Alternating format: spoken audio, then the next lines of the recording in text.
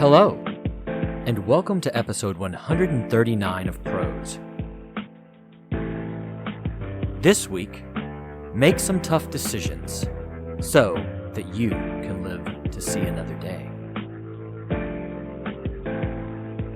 Certainly, I hope that you will go check out prosepodcast.com while you're listening. There you can engage with Prose in myriad ways and, most importantly, try to rate, review, like, and share Prose through all those various podcast apps and services. It helps so very much. On another side note, as I mentioned 2 weeks ago, though you are hearing this well into the future, it is somewhere in the summer of 2021 when I am recording this. Everything will continue to evolve with sound and a number of other qualities of the show because our little studio moved, so the whole operation is just different. So one more time, and I promise I'll stop doing so, thank you for your patience and for your continued support. Alrighty, let's get to the tale. Yes, singular tale, it's a long one, shall we? This week, please enjoy The Water Cellars.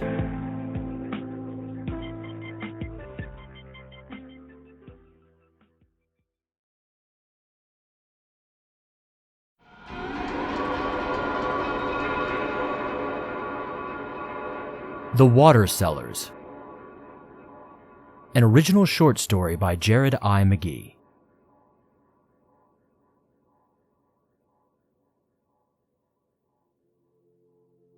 The concrete had long ago cracked with the heat. In the bearable winters, what used to be Gotham rose to the comfortable 32 Celsius that Shane was experiencing for the time being. And the summers? Well, that was the problem, wasn't it? When the Earth tilted on its axis to allow the sun to lap New York City more directly, the city that once boasted that it never slept turned into a sleepyburg indeed. Everyone who couldn't afford, steal, or kill for an amphibiskeen and mobile recombinator disappeared into the deeps of the urban catacombs of the city to escape the searing heats that would climb to 68 or 70 on the good days. Maybe they did not sleep in truth, but those human-turned rats slunk slowly and deliberately, and only when necessary, there in the darkest places of the tunnels.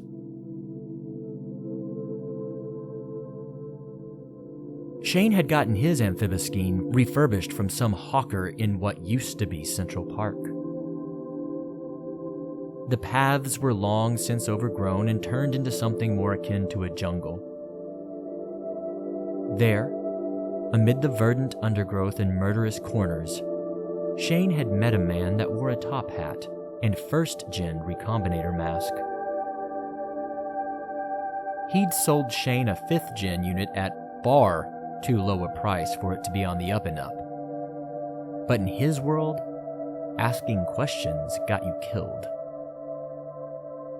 Whether that meant getting stabbed in the neck or shot in the gut or simply having someone puncture your skein to ensure a slow death, the killing would occur. So, you simply didn't involve yourself in the madness of inquisitiveness. Shane brought his attention back to the sidewalks. It wouldn't serve to trip on the cracks and fissures that broke up the man-made walkways of New York. Tripping, falling, and tearing his amphibiskeen would do him in just as well as crossing the wrong territory, asking the wrong question, or any other moronic attempt at breaking the new laws of the land. He had left the banks of the withered Lake Prophet and was heading west toward his shared enclave. He had left early in the morning, just after sunrise, in hopes of gathering some berries or killing an errant bird or lizard there at the banks of what used to be a massive body of water that drew tourists. It seemed the thing of myth. As usual, his hopes weren't dashed, but they certainly did not become reality either. Shane had found a small handful of what he thought were unripened blackberries, but he'd not seen any fauna to be killed or taken as his paying his part into the Enclave. So, not empty-handed, but not a returning hero. Every day, he marveled that the city still resembled the photos of a handful of years ago. How many was a handful? Time passed quickly, but it had only been 40 years since the collapse. In the grand scheme of the planet, 40 years didn't make a blip. Then again, it had only taken 300 years for humanity to destroy their living spaceship. Time was funny that way. Shane often wondered whether those 18th century entrepreneurs and inventors had any clue what they were initiating as they pushed advancement of the species. Well, advancement in their eyes. From Shane's perspective, they were bringing about the apocalypse, of course. But hindsight is only afforded those that survive past the point of the apocalyptic event horizon. Hogarth and his contemporaries praised industriousness and railed against idleness. But little did they know that centuries later, idleness would be the only option for those wishing to avoid having their bodies utterly leached of moisture, their lungs singed by the oven-like air. Those industrious women and men of yesteryear created a world of requisite idleness, a world where invention and furtherance were distant thoughts, overtaken and overshadowed by focus on survival. Lasting just one more day was about all you could think about when slogging through the autumnal waves of heat shimmering off the asphalt. It was only a quarter of a mile or so from Lake Prophet to the awnings of the water cellars. But it took Shane 15 minutes to accomplish what otherwise might have been a 5-minute trip. Slow, deliberate movements were needed to stay alive out in the world, even with a skein. His wasn't the best, but it wasn't the worst. Still, the unit was aging and did not need to be pushed.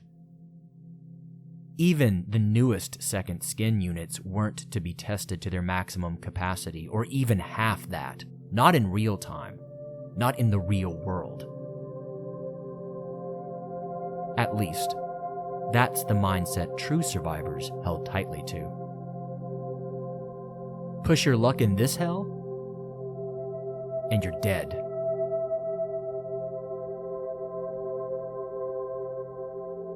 The water cellars were a different breed. Somehow, some way, they had found ways of repurposing old skein and recombinator systems. They had perfected water reclamation from the air, from urine, from sweat. Some said they even collected their tears. Whispers out on the broken avenues swore that the water cellars had somehow found a way to plant and harvest coconut trees. The likelihood of that being true was rather slim. Then again, as unlikely as it was, the ragged men did have boxes and bottles and flasks of coconut water to sell to those who could afford it or those who did not mind going into debt to those men. Debt in this world was a terrifying prospect. Even as infrastructure failed across the world, New York City had clung to its street names. Geographical elements had shifted in nomenclature. Central Park had become simply the Expanse, The unnamed lake had become the strangled and dying Lake Prophet. The Gapstow Bridge had become a place of death and hanging, a pond of water long since replaced with blood and offal and sewage marking the place the quietest way. But streets? They had refused to give up their names. The people of the metropolis wanted to preserve a thread of normalcy in their lives. The robbers and rapists and ascendant murdered chieftains of the New World all were part of that number too. So the practice of calling the streets Broadway this, Park Avenue that, stayed in place.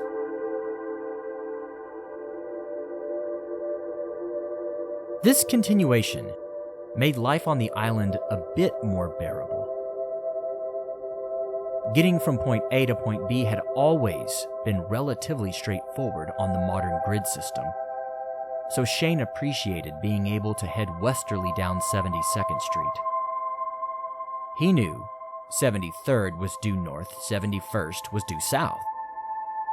His enclave was 20 minutes northeast if he took the broken roads, 25 to 30 minutes if he went through the Scholar's Mews. The former was quicker, but rovers liked to work the path. The latter was longer, making the skein work harder, which was dangerous in its own right. But it was far safer, in that the few remaining intellects on the island gathered there. Their territory was not sacrosanct, but even the most volatile of water bands did not generally go and try to take from them. The Scholars were working to fix the broken world. That was part of it. The Scholars also had the knowledge to repair the amphiboskenes and water recombination and air filtration units and other technologies necessary to keep humanity alive. That was also part of it.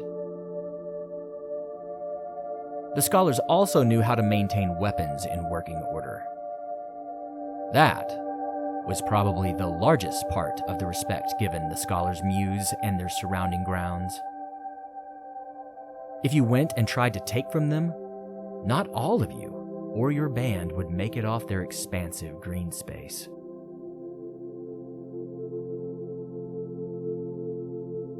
Shane saw the broad and northerly creeping Columbus.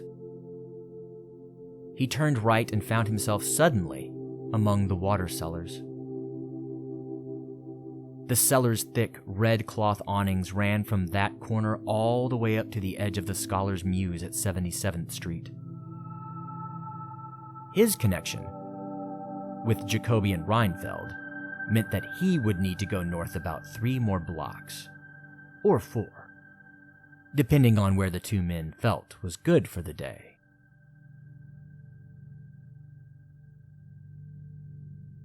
He could feel himself heating up despite his suit's readout saying it was working at 95% efficiency. He knew he was exerting himself a bit too much in the heat of the day. He had left the Enclave an hour later than normal, and he was paying for it now. He should have left an hour or 2 before sunrise, rather than an hour after. It made all the difference in the world. Hell, it could mean life and death if Shane wasn't careful.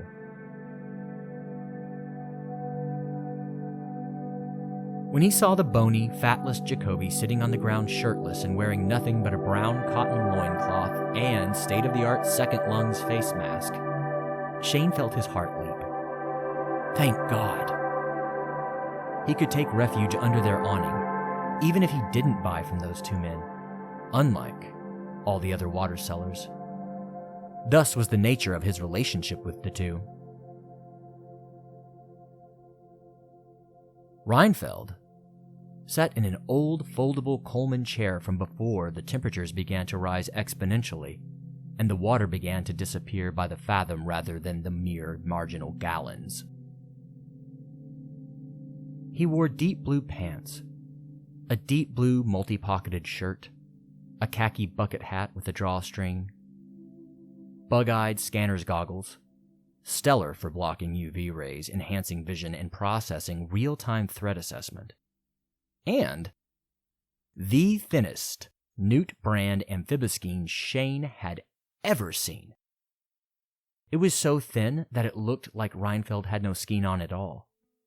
His dark tan skin blending into the skin blending into that dark tan skin. Water sellers. The paupers of the New World? No way.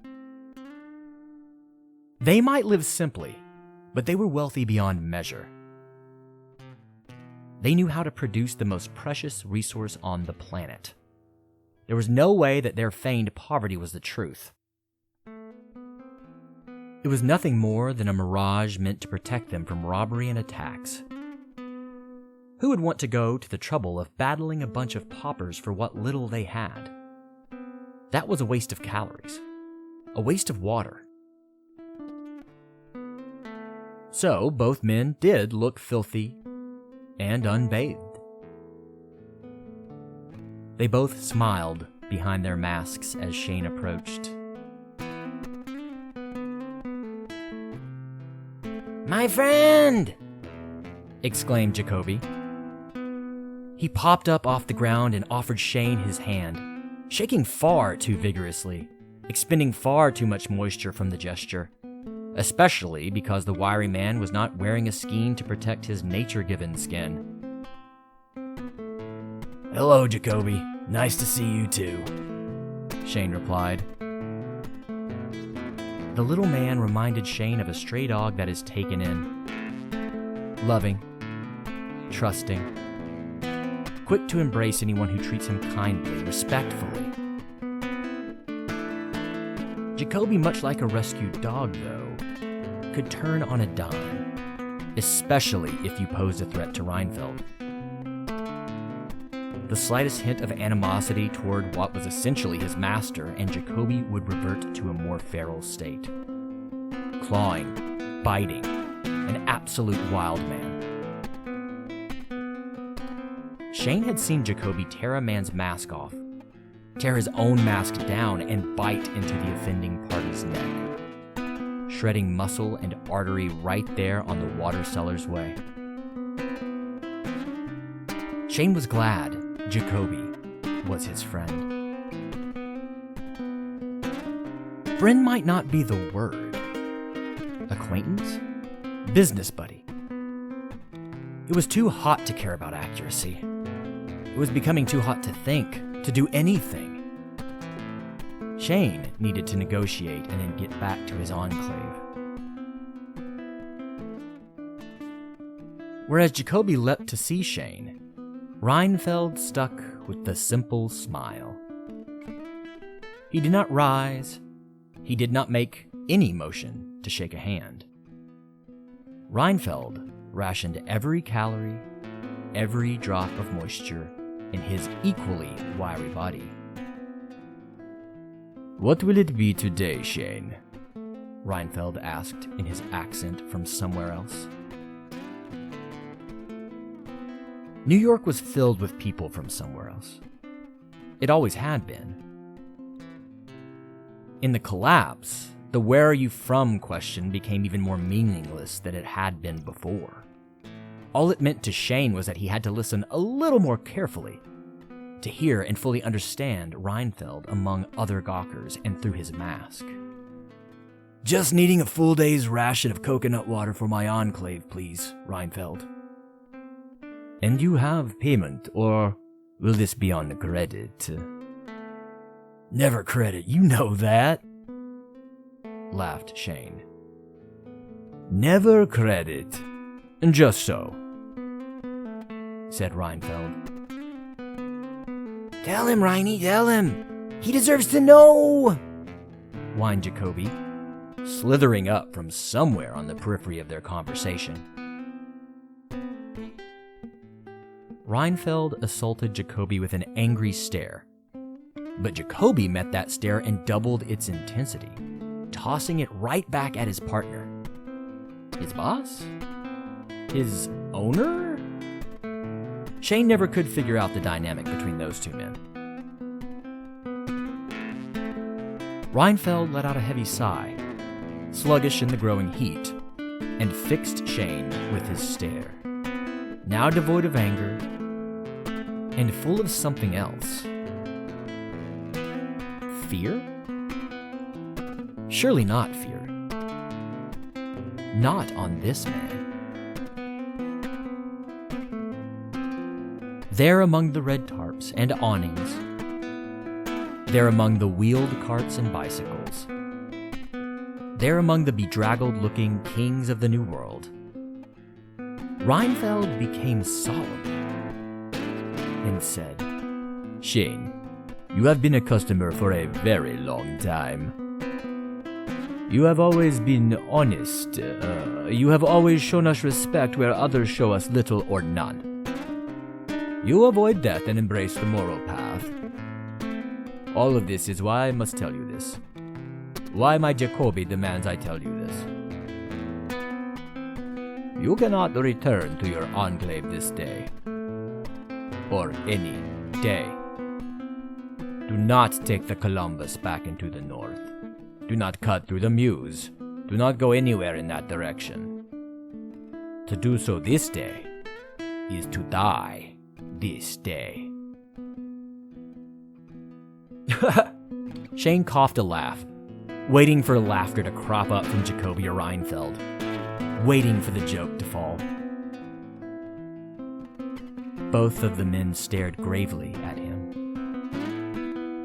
Shane let his smile fall. Neither man was breaking into levity. "I am sorry you must learn this way, and from me, but maybe it is fate that you are away this day, Shane. Your being gone from your enclave will be your salvation." "Salvation? Where am I to go if not back to my enclave, Reinfeld? No enclave, no survival, man." "You can stay with us, Shane. You can be our forager, you can—" "Jacoby, hush with your ramblings. We cannot offer you a home, Shane, you know this. Unless you give up everything you are to become a water seller. You know that we cannot show you our ways or how to get into the hulls of our people." Shane lifted his hands, preparing to push back against the notion anyway. I know, Shane. This is not what is meant for you. It is not your path. What do you have that you might pay us?" "Pay you for what? Huh? How about it, Reinfeld? Pay you for what?"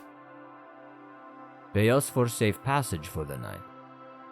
Pay us for hiding you among the stacks of coconut water, and moisture bags of reclaimed water, and buckets of rainwater collected. Our gold. Pay us for not telling the rovers that are on their way just now to wipe out your enclave fully off the island and take their territory and their water and their rights for their own." Shane's first emotion was to have anger flare up inside of him. He could see on his Amphiboskene's readout that his body temperature was rising even more than it already was with the day's increasing temperatures. He worked to stamp the anger down. He could not afford to lose his head in the heat of the day. Doubly so with marauders probably already slaughtering his enclave. Maybe even burning the buildings they had taken over the course of decades. Someone was making a major power play in the balance that was so precarious all over the island. Shane was one man. He could not turn that tide. Not now. By the time he reached the enclave, he knew it would be too late. He would be slaughtered right alongside his chosen allies, his chosen family. Reinfeld was right in this. Shane pulled out his small moisture keeper baggie he had in his reflective over-the-shoulder foraging bag, taking out the handful of unripe blackberries he'd taken from Lake Prophet not even 40 minutes ago. 300 years since the kickoff of the Industrial Revolution. 40 years since the collapse 40 minutes since he'd gone from foraging and hunting to the destruction of his existence. Time was funny that way. 40 minutes was nothing. 40 minutes was everything. Reinfeld smiled when he saw the small handful of blackberries. Jacoby hooted and shouted, "Woo! They're Reinie's favorites, Shane, favorites!" Reinfeld was right about Jacoby too. He was too expressive. That was dangerous. The man needed to watch himself, guard himself. Then again, if Jacoby had ripped the throat out of a man for disrespecting his friend, that was probably not the first or last time he had done so. Maybe Jacoby was just fine the way he was. Volatility was a virtue in this world. "Well, Shane, what will it be?" asked Reinfeld. Shane turned his eyes northward. He could see smoke. So whatever band had gone to raid his enclave were risking fire. A major roll of the dice, even in autumn. He felt like he should cry. Old Jasper would be gasping his last breaths. His sometimes lover Shinyi would be leaking her blood into reclamation bags. The small child Centis wouldn't stand a chance. The attackers would come away with water and territory. Shane felt like he should cry, but a lifetime of training yourself not to waste water meant that crying quickly is something you train yourself out of. So instead, Shane turned back to Reinfeld and handed over his small treasure of blackberries. Reinfeld smiled, still refusing to rise from his old, foldable Coleman. Jacoby jumped up and hooted again, doing a little dance, throwing caution to the wind and expending calories and moisture like a madman. He would celebrate even in the face of death. Jacoby opened the flap to the back portion of their water tent, motioning Shane inside. Shane looked westward over his shoulder one last time. He allowed himself to shed a tear. One tear. He couldn't help it. His world was dying there in the distance. He felt the tear slide down his cheek. The readout to his amphibiskeen showed the reclamation of the tear had begun. It would, at least in theory, be recycled through its complex filtration system, working in conjunction with his mobile recombinator, just as he would be recycled somehow, some way, through these two ragged water cellars just off of West 75th.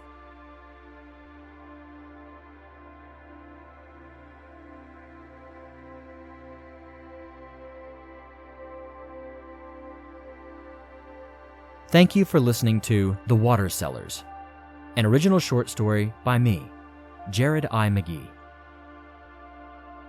All sounds you have heard behind this story come from YouTube's free music audio library and freesound.org.